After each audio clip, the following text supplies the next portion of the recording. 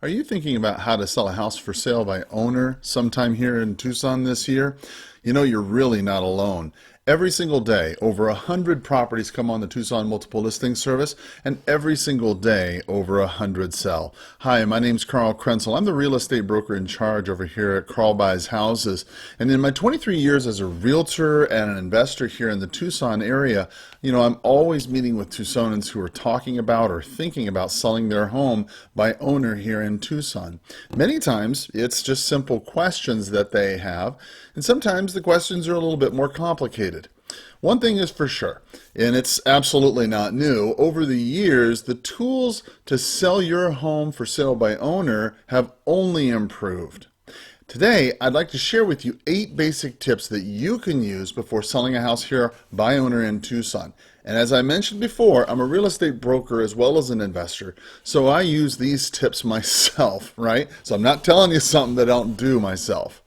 Now, hopefully these tips will help you maximize your profits, your opportunities, as well as give you the best chance to close without using a listing agent. Let's jump in.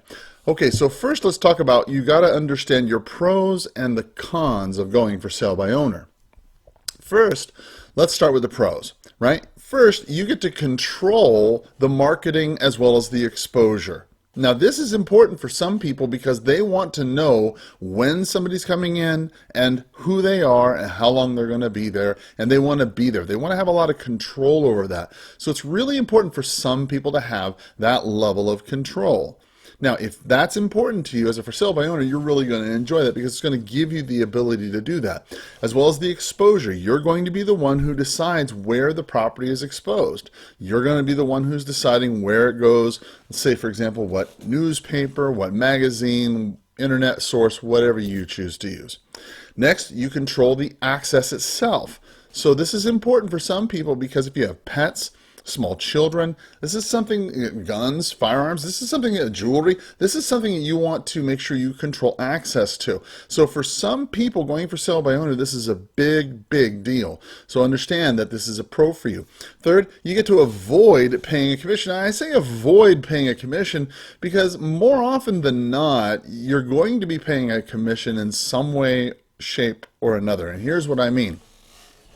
While it's true you're not paying a listing agent a commission, more often than not you might be willing to pay a buyer's agent a commission. And we'll get more into that in a second. But the thing that's important to understand is that if you're not paying a commission, the buyer recognizes that you're not paying a commission.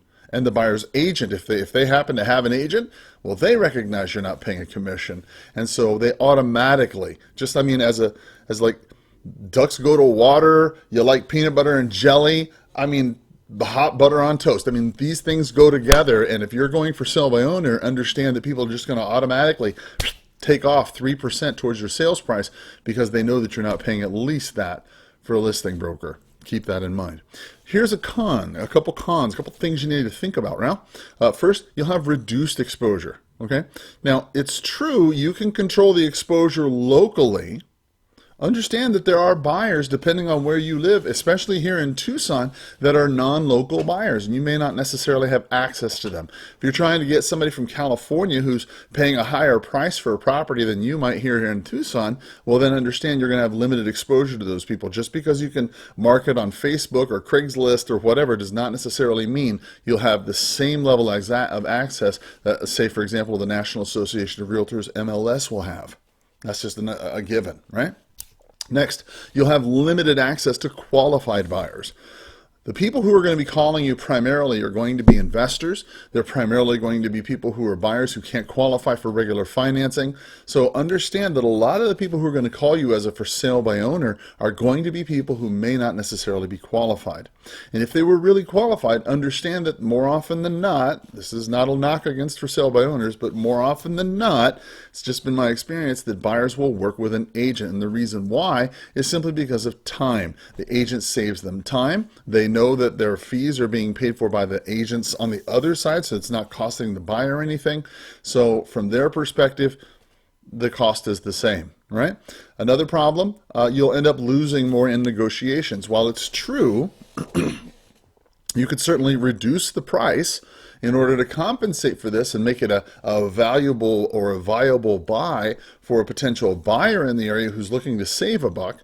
Understand that many times the people that you're going to attract by this strategy are going to also want severe concessions in other areas as well. Areas such as repairs, areas such as paying closing costs, areas such as having you perform certain repairs prior to closing or leaving certain things behind. Understand that this is all a give and take and a negotiation game, and this is very, very common, okay? And so for this reason, when you're not working with an agent, many times you'll find yourself getting personally involved in the deal. So understand the value of third-party representation, and that's why many times agents will have a value in that. Secondly, if you're trying to sell your property as is, for sale by owner, you'll definitely want to go ahead and set a competitive price. Now, this is something that's going to be important for you to pay attention. Now, if you've started to drift off a little bit, hey, you might want to snap back in and pay attention, okay? Understand that when getting a comparative market analysis from a local real estate agent, that is different than your home value, okay? Understand that. Just because a house lists for XYZ on your same street, and it might be the same model as you, might even be the same comparative condition as yours, and they sell for XYZ on MLS, that does not mean your home is worth the same amount. It does not mean that. You have to understand this fundamental point, okay? The value is different from what Zillow says it is and from what these MLS competitive market analyses say. Here's why. A couple reasons. First, Zillow uses the data, at least here in Tucson, from the Pima County Assessor's Office. Now that is at least 90 days old, and many times it is all data that is from the multiple listing service. Therefore, it is listed sales. Okay? Important to remember. Secondly, on an MLS comparative market analysis that an agent brings to you, you have two reasons to be concerned. First, let's pretend that they're going to be 100% transparent and give you everything that sells in that neighborhood, okay? Which they can do. I do that when I make an offer on somebody. I give you 100% disclosure about what's going on in that neighborhood so you can see all price ranges, all sizes, everything, right? Most agents, on the other hand, what they're going to do is they're going to try and filter the data down a little bit so it'll make sense for you, right? And that's where the danger lies, is in the filtering. Because a good, competent agent will filter the data down to a meaningful level for you. A less than scrupulous agent, somebody who's not acting as ethically as we would like, sometimes might throw out a comparable or two that could be helpful to your cause. That might make things look a little better for their side, right? So it's important for you to understand when you're trying to set a competitive price that you understand that regardless of where you get the data, whether it be from the MLS or from Zillow, that those two data points are not reflective of your actual value. Your actual value is what you can get a prospective buyer to willingly pay you and what you're willing to accept. Now, the difference between the numbers in MLS and Zillow are this. They are in the concessions and the repairs and the prices.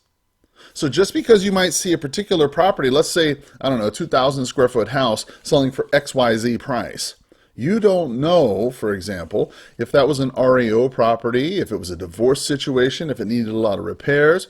That sort of data information is not available to the public, right? This is only available behind the scenes on the multiple listing service. And furthermore, you're not able to see what value of concessions were given. So the home might have sold for $200,000, but what value does that matter if they had to give up $6,000 worth of concessions? And they had to pay another, I don't know, X or Y percent in commission. All of a sudden, you could be talking about 10, 15, 20% of the sales price before you know it, racked up in closing costs, concessions, and commissions. Something to consider. So when you're trying to set a competitive price, understand this value, and then leave a little meat on the bone. Here's why. Because what you want to do is make sure you price your property so aggressively that it attracts attention in the marketplace. Okay, because remember, you're going to use the price as a lure. You're going to need to use that price to get people's attention. Now, this doesn't mean you set a price so low that people will think you're joking and it's ridiculous. No, but don't be so high that you're out of reach either. And because people do not negotiate tens of thousands of dollars down. No, they only negotiate 1 or 2% in this marketplace. Understand that the margin there is only 1 or 2%. Point number 3, prepare your home for sale. This is critical, okay? Understand, are you going to repair the property or are you going to sell it exactly the way it is? Now, this is so critical, and I want you to understand why. I've sold real estate properties as a real estate broker here in Tucson for REO companies. I've sold over, 500-600 of them easily over the years, right?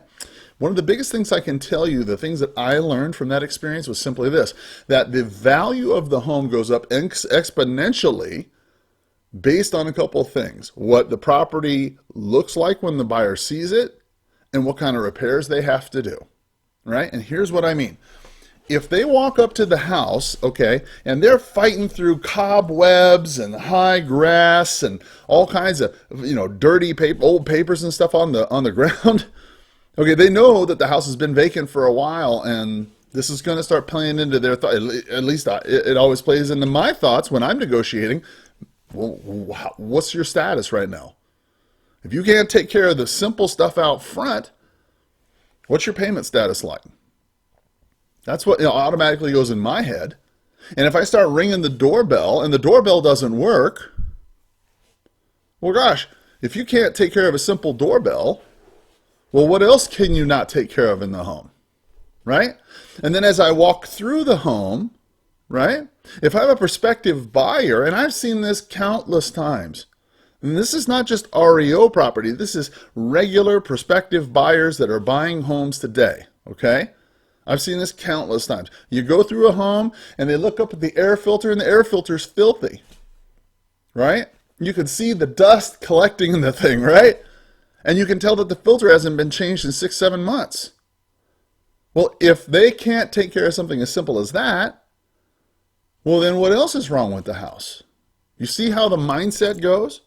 So you have to really decide from the outset, how are you going to sell this property? Are you going to make minor repairs, or are you going to sell it as is?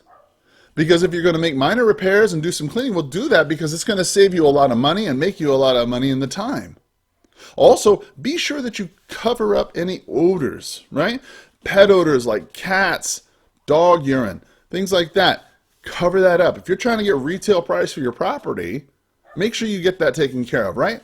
As well as images. Take good photographs of your property, right? Make sure you take great photographs.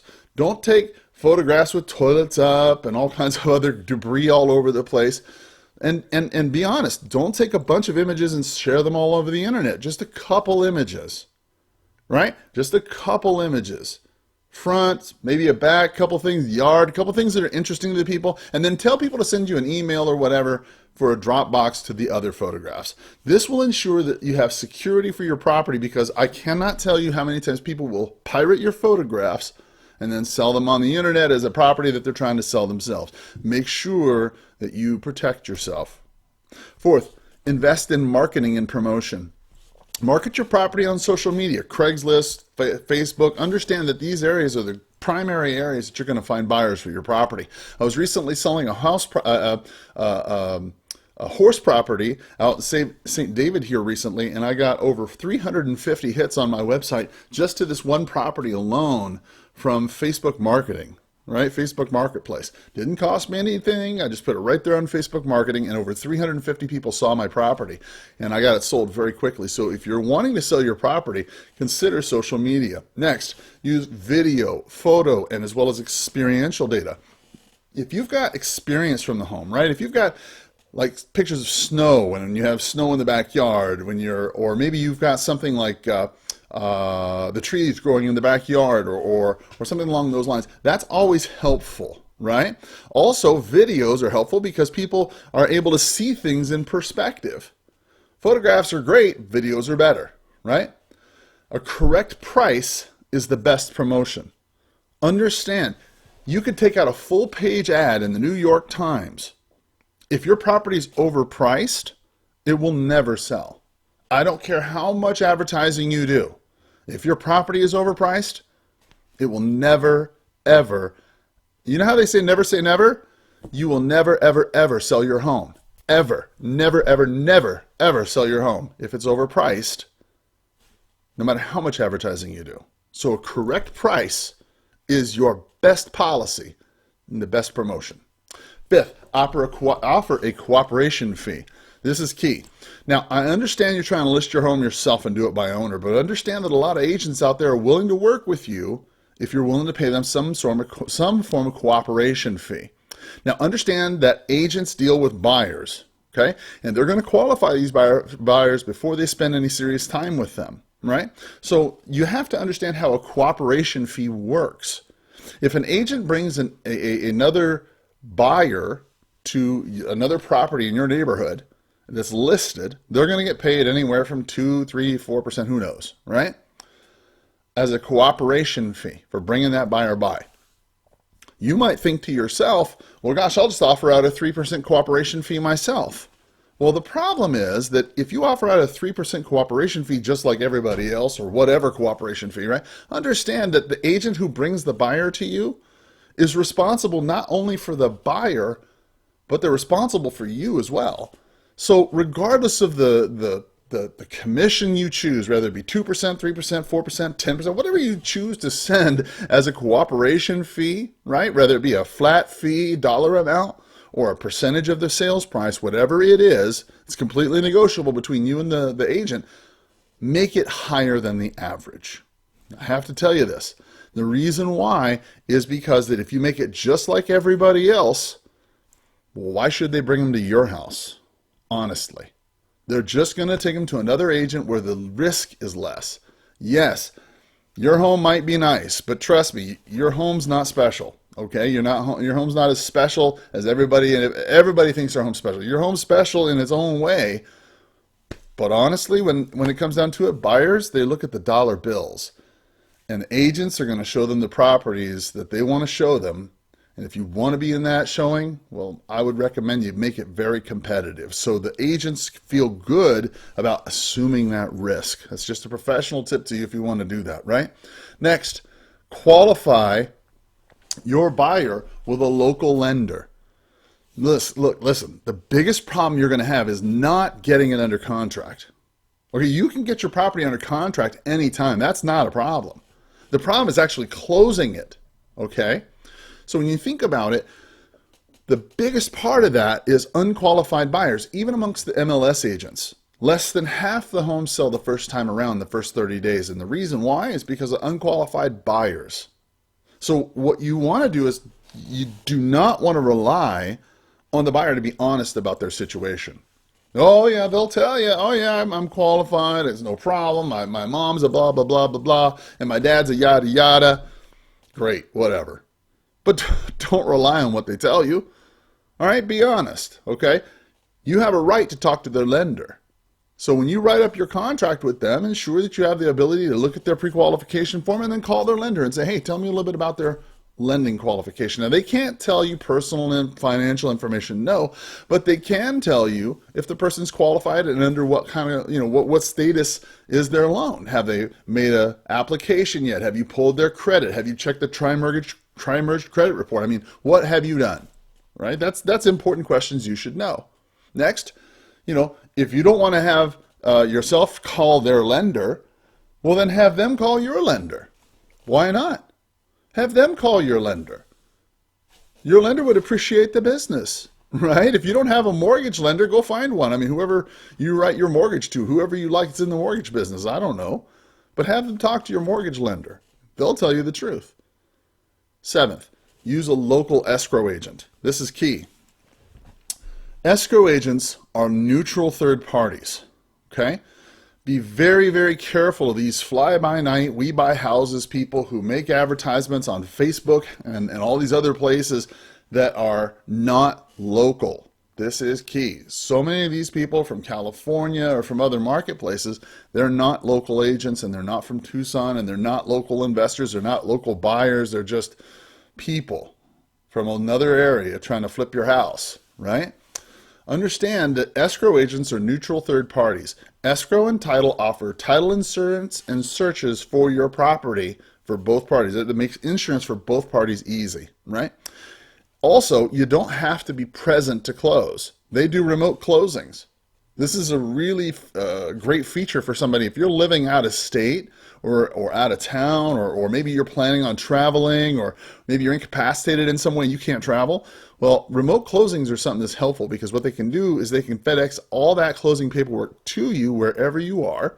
You can sign it in front of a notary, and then stick it right back there in a self-addressed stamped envelope that's FedExed right there, and then drop it off, and it'll be done. It doesn't cost you anything. It's taken care of. That's a super helpful factor, right?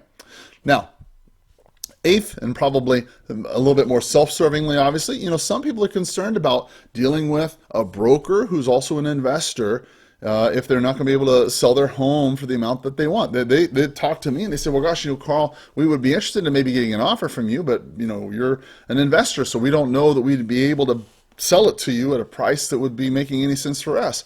Well, the reality is that I don't really list properties like that, and I do buy homes like this all the time, and specifically for this purpose. So if you've got an unwanted home in the Tucson area that you want a fair, fast, free offer on, well, then I encourage you to contact me today, right?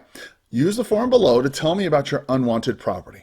I'll give you a market analysis, and as I said, it's going to be a free comprehensive market analysis, so you'll see 100% of the homes is available in your area, so you get the free deal, right? You know exactly what's going on, right? So you know what's happening. That'll be accurate, and it'll help you determine a good sales price for your property. Additionally, I'll give you a no obligation offer on your home. If it works for you, then great. We'll open up escrow and we'll close when you need, right? If it doesn't work for you, well, hey, simply keep my offer in your files for your records, maybe for another day, okay? But simply pick up the phone, call, and text me today, 520-403-6227. Fill out the form below. And as always, I appreciate you. Thank you for paying attention, and as always, have a powerful day. Bye-bye.